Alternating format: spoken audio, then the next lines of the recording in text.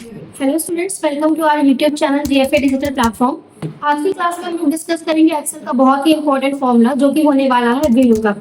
V lookup का पूरा नाम होता है वर्टिकल लुकअप, और वर्टिकल लुकअप तब काम करता है जब आपके पास कोई भी डेटा कॉलम्स में अरेंज हो और उन कॉलम में से किसी भी एक रो की आईडी नंबर पे या किसी भी वैल्यू के बेस पर आपको देखना हो कि कंप्लीट रो में कौन सा डेटा है, तो उस केस में आप लगाते हो वी लुकअप का फॉर्मूला। तो चलिए स्टार्ट करते हैं। वी लुकअप का फॉर्मूला यूज करना आपको सिखाते हैं। सबसे पहले आपको कुछ इस तरह से कॉलम वाले डेटा अरेंज कर लेने हैं। आपके जैसे एम्प्लॉय आईडी लिखा हुआ है, कॉलम में है एम्प्लॉय नेम, कॉलम में है डेजिग्नेशन है और डेट ऑफ ज्वाइनिंग है। उससे सेपरेट करके मैंने एक समरी रिपोर्ट बनाई है। मेरे पास employ ID, employ name, designation जो भी हेडिंग थी वो हमने बना ली।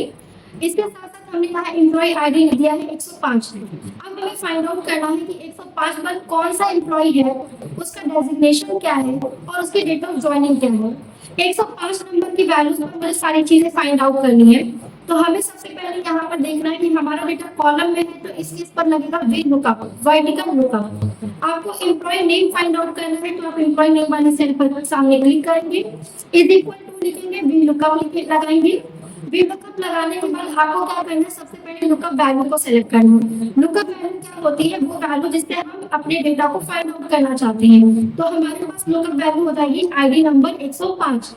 कॉमा लगा के आपको लिखना है, सेलेक्ट करना है टेबल एरे। टेबल एरे क्या होता है, वो टेबल जिसमें से डेटा आप कंप्लीट एग्जैक्ट करना चाहते हो। तो यहाँ पर हमारे पास ये टेबल है, ये टेबल को हम कंप्लीटली सेलेक्ट कर लेंगे। इसी टेबल में से डेटा को हम एक्सट्रैक्ट करना चाहते हैं। कॉमा लगाएंगे, column index number. Column index number क्या होता है, कॉलम इंडेक्स नंबर वो नंबर होता है जिस पर आपका डेटा है। दैट मींस अगर हम एम्प्लॉय नेम को ढूंढना चाह रहे हैं तो एम्प्लॉय नेम टेबल के अंदर कौन से कॉलम पर आ रहा है ये हमें देखना है। तो एम्प्लॉय आईडी पहले पर है, एम्प्लॉय नेम दूसरे पे है, तो यहाँ पर हमें लिख देना है 2, कॉमा एग्जैक्ट मैच के लिए आप चाहे यहाँ फॉल्स लिखो और चाहे आप 0 लिख दो, ब्रैकेट को कर दो क्लोज और एंटर कर दो। अब जब आप इसको आगे बढ़ाओगे तो एक प्रॉब्लम आएगी, यहाँ पे लिखा हुआ रहेगा नॉट एप्लीकेबल।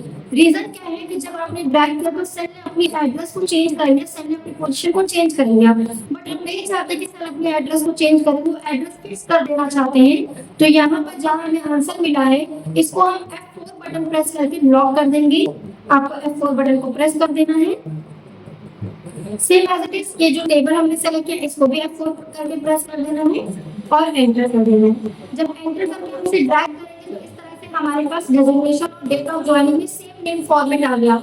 रीजन क्या है कि जब हमने ड्रैग किया तो यहाँ पर जो कॉलम इंडेक्स नंबर था वो एम्प्लॉय नेम वाला ही आ रहा है, बट हमें क्या करना है, डेजिग्नेशन वाला कॉलम इंडेक्स नंबर चाहिए, तो हम यहाँ 3 कर देंगे और यहाँ पर डेट ऑफ ज्वाइनिंग का जो कॉलम इंडेक्स नंबर है वो होगा 4, यहाँ 4 कर देंगे। अब यहाँ पर हमें कोई भी आईडी नंबर चेंज करो, जैसे 101 और फिर उसके बाद 102, 103, जो भी एम्प्लॉय आईडी नंबर आप चेंज करोगे उस एम्प्लॉय आईडी नंबर पे आपको वैल्यूज मिल जाएंगे।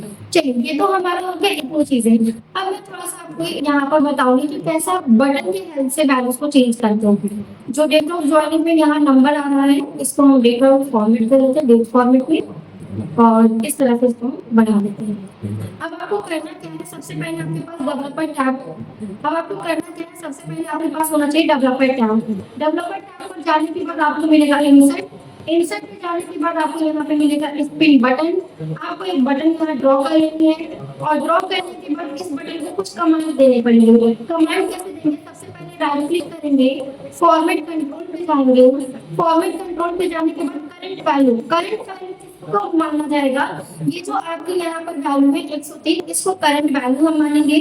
मिनिमम वैल्यू हम करेंगे कि हमारे पास 101 है, मैक्सिमम वैल्यू हम मान लेंगे कि हमारे पास 110 है, और सेल लिंक हम रख लेंगे। सेल लिंक कर लेंगे, हम अभी तक एम्प्लॉय आईडी से चेंज कर रहे थे तो ये हमारा सेल लिंक हो जाएगा। इसको करने के बाद आपको कर देना है ओके, और ओके करने के बाद अब आपका ये पूरा स्पिन बटन काम करने के लिए रेडी है। अब जैसे आप इंक्रीजिंग ऑर्डर में बढ़ाएंगे तो ये देखिए चेंज हो रहा है, जैसे डिक्रीजिंग ऑर्डर में घटाएंगे इस तरह से चेंज होगा।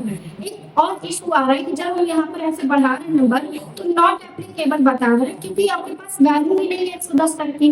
तो हम चाहते हैं जहाँ वैल्यू नहीं है वहां पे लिखा हुआ है नो रिकॉर्ड, तो वी लुकअप के आगे आपको एक फॉर्मूला ऐड कर देना है एरर, और वी लुकअप के बाद कॉमा लगा के लिख देना है नो रिकॉर्ड, नो रिकॉर्ड लिखने के बाद आपको कर देना है एंटर। अब देखिए मैं जब यहाँ पर 104 करूंगी तो देखिए बाकी में तो नॉट एप्लीकेबल आ रहा है, लेकिन इस पर क्या आ रहा है, नो रिकॉर्ड। तो इस तरह से आप एरर से बचने के लिए ये काम कर सकते हैं।